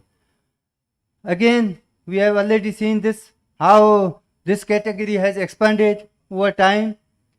And finally, to conclude, kidney transplant pathology is a relatively nascent field, new field. It is still evolving, and it has become very complex with numerous BANF meetings. It has been so much modified that it has become very complex. And significant changes have taken place in the diagnostic criteria and classification of rejection. And now, previously it was pathology based classification. Now it has become pathogenesis based. And as clinicians, you know, for the treatment we need to know about the etiology. In this case, in the case of rejection, we know the etiology, but we cannot remove the graft. So next best option for treatment is pathogenesis. And this is how BANF has now arrived to this pathogenetic basis of classification of rejection.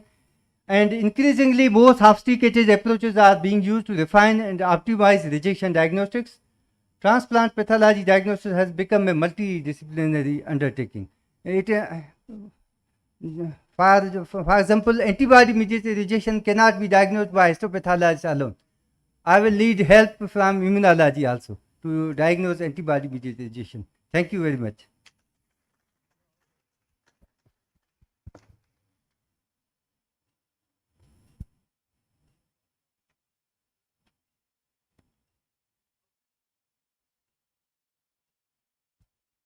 Sir, thank you so much.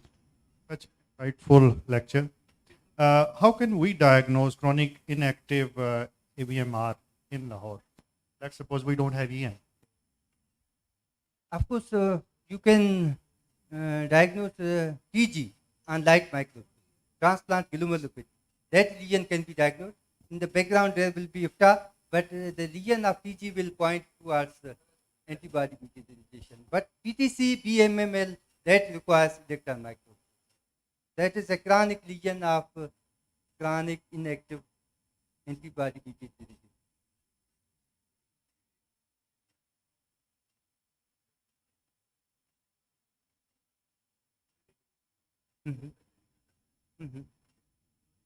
Histopathologically, must be some parenchymal injury, histological evidence of injury in the form of TMA or microvascular inflammation, or there can be arthritis. Number two, here C4D will be negative. So for C4D, two alternatives, they have added two alternatives. One is molecular classifiers, which are not available over here. So they are molecular transcripts here. And the other is moderate microvascular inflammation. G plus PTC more than or equal to 2 is also considered as an evidence that you can detect on morphology. That is considered an evidence of recent or current antibody interaction with the endothelium. That signifies it. With these two markers, of course, if DSA is available, that will make your life much easier.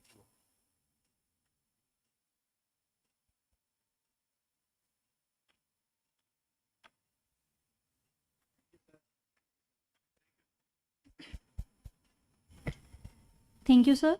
Now we welcome Dr. Salako. He is the Chief Executive Officer at Dialysis Care Center at Kidney Care Center in USA. Mr. Salako has been working in leadership roles with Fresenius Kidney Care for over 10 years. Currently, he operates 50 dialysis centers and 45 kidney clinics in USA. Today, Mr. Salako will highlight his journey from dialysis to kidney transplant and lead us that how a developing nation can overcome barriers in the way.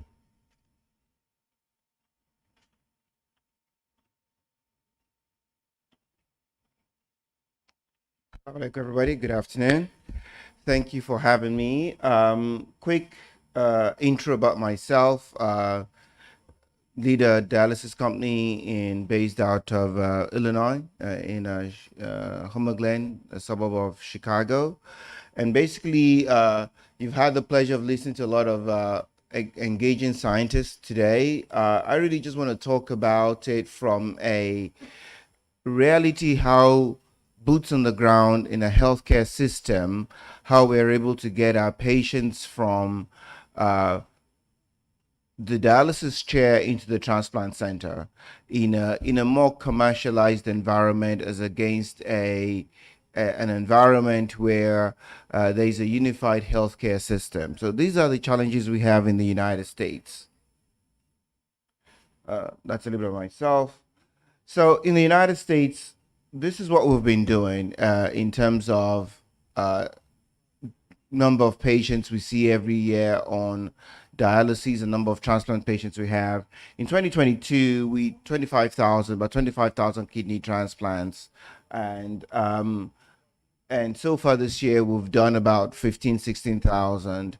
Typically, we do at the moment there are about 95,000 people waiting to be transplanted on the various waiting lists for transplants in the U.S. Usually, the wait period for the average person to get a transplant is somewhere between 3 to 5 years. And if you imagine that the average patient on maintenance dialysis has about a 50% mortality after 5 years. So you're about waiting to get onto dialysis is about a 50% survival for what you have. So what we have, so this is the current, these are the current rates of patients that have been transplanted in the U.S. As I said, and 95,000 patients are on waiting lists across various transplant centers. You'll see that what has happened for most of us, and you'll see the increase, the percentage increase in dialysis patients is really because we're having more cadaveric donors as against living donors in the last few years. The living donors have kind of flattened out and then decreased post-COVID, and that has continued while the diseased donor has increased tremendously and continues to maintain that gradient.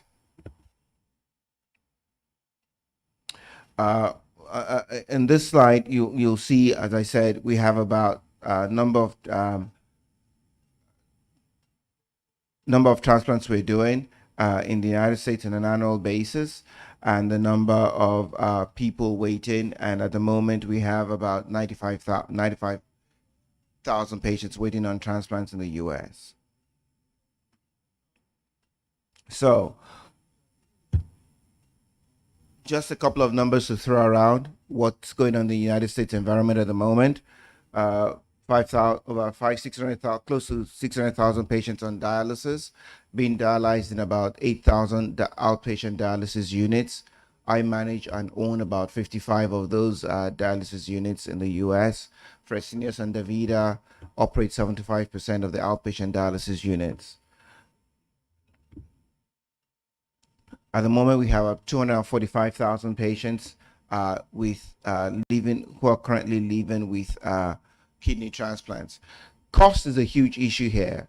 The United States government spends roughly about we average that the average dialysis patient costs about $95,000 a year as a burden on the healthcare system, and conversely, about $35,000 a year is spent on patient post-transplant. So there's an economic model to have patients actually shift to get transplants, and those numbers we believe will start to increase on an annual basis going forward, especially as we have more cadaveric donations, known as deceased donations, into the kidney transplant pool. Quality of life issues. It's quite clear that patients who have kidney transplants have better quality of life scores and do much better than patients who are on maintenance hemodialysis. So how to overcome the barriers to kidney transplant? The key here is for us in the United States really is just the lack of awareness of kidney transplant being an option for patients on dialysis. You'll be very surprised that those issues are not discussed into any great entirety with our patients. Most patients just assume, for whatever reasons, that they will not be candidates for kidney transplants. That's beginning to change by and large because as part of what we call the conditions of coverage, if you want to participate in the dialysis program in the US and you need to be reimbursed by the government, we are required to provide kidney options education. And that part of that kidney options education is talking to your patients about transplant being an option and enrolling them into a local transplant program that will then make a determination if those patients meet the criteria for transplantation. So technically, every patient that comes in through the doors of a dialysis clinic has to be canceled or educated about transplant and should be sent for some kind of enrollment in a transplant program. So that has greatly increased the awareness of transplantation as an option for our patients on dialysis.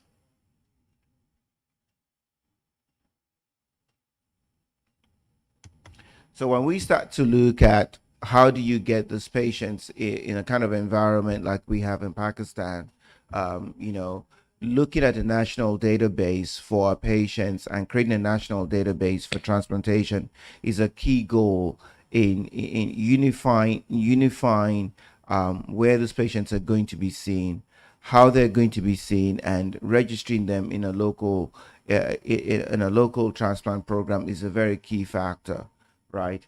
So, and of course, then the willingness to who's going to pay for the procedure. That we cannot eliminate finances as a key barrier into who's getting transplantation, who's going to pay for it, and post transplantation, who's paying for the medications and anti-rejection drugs and the follow up and the expertise. Who pays for that is a very key factor. It's a barrier to therapy in the United States, and I can assume that it's the same here in Pakistan. And as such, the National Health Insurance Program needs to then step in to provide those resources. So, as I said, the government-led national health insurance model can address these inequalities and improve access to kidney transplant treatment, ensuring transplant recipient gets the necessary drug coverage, provide lifetime coverage of immunosuppressive drugs for kidney transplant recipients. And as you can see in the United States, we've shown that two things: A, it's cheaper to care for patients post-transplant.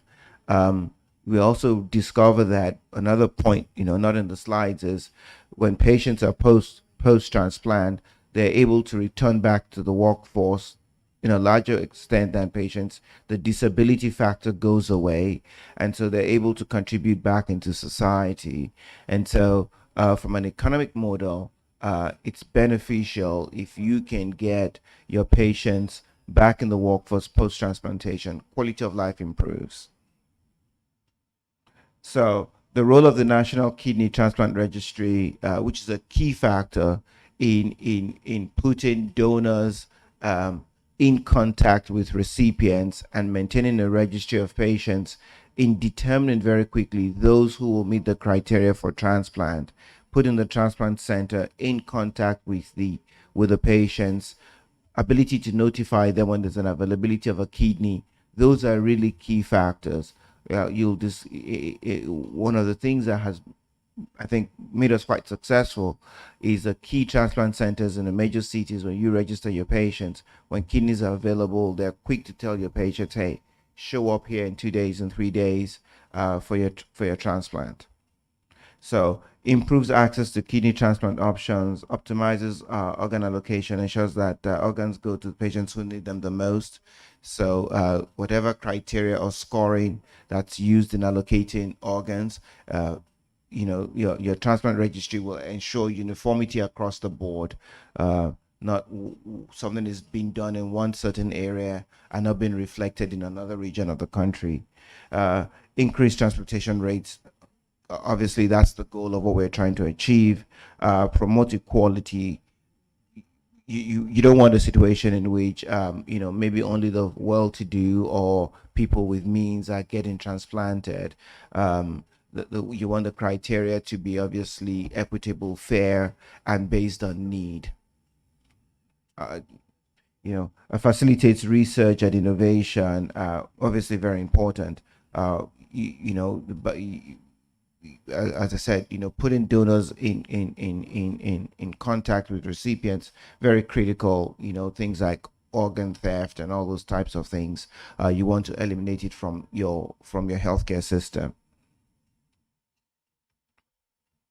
So the role of advocacy, the cost-benefit analysis index shows that a kidney transplant has a net positive benefits for all levels of the probability of success. We've talked about that. Talked about how obviously it creates less of a burden on your healthcare system, on your total spend, on your patients. Very critical. As I said, if you like kind of like the United States, where you have 600,000 people currently on dialysis, 90% of that dialysis care that totals about $100,000 per patient is is on patients that are actively dialyzing. So if you look at the United States today, the Medicare spend on ESRD patients is about 9% of the whole Medicare budget, and those patients are only less than 2% of the Medicare patients. So it's a huge burden on a small group of patients, and so it's key to shift that cost structure. And by shifting that cost structure, you can do that by having more transplant rates amongst your ESRD population. So the role of public awareness, I think, big factor for us. When our disease donor rates were flat, you can see that the living donor rates have remained steady, and in fact have decreased since COVID. We truly believe that if you educate more people, one of the things we strive to do is, if you go get your driver's license, you are listed immediately. You're asked to list whether you want to be a living kidney donor or not. We're really always pushing people through more public awareness to go out there and list themselves as donors. That hasn't happened as much, but there's a greater push. The National Kidney Foundation is doing more of that, and we really want to ensure that there are more living kidney donors through more public awareness, enlightenment in the U.S. So, can you help address the organ shortage in the United States? Over 100,000 people are on the waiting list to receive an organ, while waiting almost 10,000 people die each year due to organs shortage, right? And so, awareness is a key factor, and just removing the stigma. There's still a huge stigma. You find that most people who have any living kidney donors are usually a child donating to a parent or some kind of first degree relative. Very rarely do you find someone out of a first degree relative being a living organ donor. So increasing that awareness is really, really critical. And I think if one does that, then, and especially with kidney donors, we'll have an increase in living donor pool. How do you do your public awareness, celebrity advocacy, public education, media campaigns, and success stories? I think if you can highlight successful people who had kidney transplants, put them out there, become spokespeople for the kidney community, that helps. The American Society of Nephrology just held its annual convention last week in Philadelphia. One of the one of the headliners was a basketball player called Alonzo Mourning, and Alonzo Mourning had a transplant about 20 years ago. He was still an active basketball player, I think, for the Miami Heat at that time. And so he's still a huge advocate of kidney donations in the U.S., finding those types of people to be a forefront of what needs to be of kidney transplantation. I think it will really help the community. People relate to others. Believe it or not, they don't relate to scientists and doctors because they just think, oh, these are highfalutin, brainy people. But if they see somebody who's a movie star, a musician or something, a cricket player, someone they can relate to, that can come out and say, hey, listen, be a donor, you're probably going to see more awareness about transplantation. Role of the non-support groups, we talked about it, advocacy, research and education, collaboration with healthcare providers. The National Kidney Foundation is a huge one in the United States. They really help. We have a healthcare system that's very profit driven. So patients struggle with paying their bills. So some of these advocacy groups come in, they help patients pay their bills. They also really strive for equity and balance in access to care. Access to care becomes a real issue in underserved communities where the dialysis clinics are not there. The patients struggle with transportation even to go to dialysis. They struggle with getting access to the transplant centers to make up their appointments. The advocacy groups really help here because they really step in and help underserved patients, underserved communities, underprivileged patients to go out there and really help them in getting access to care. You want to be equitable in how you provide care to your patients. So that's really it in a nutshell. Let's strive together to improve access to quality of care for our patients suffering from chronic kidney disease and end-stage disease. It's a huge burden on our healthcare system. 15% of the American adult population has some kind of chronic kidney disease. And as I said, almost 600,000 Americans are on dialysis, about 100,000 waiting to get a kidney transplant. So a lot of work to do in the United States, but you can learn from our own mistakes and, right from the beginning, avoid those pitfalls and ensure that there's access to care. Thank you very much. Any questions? All right. Thank you.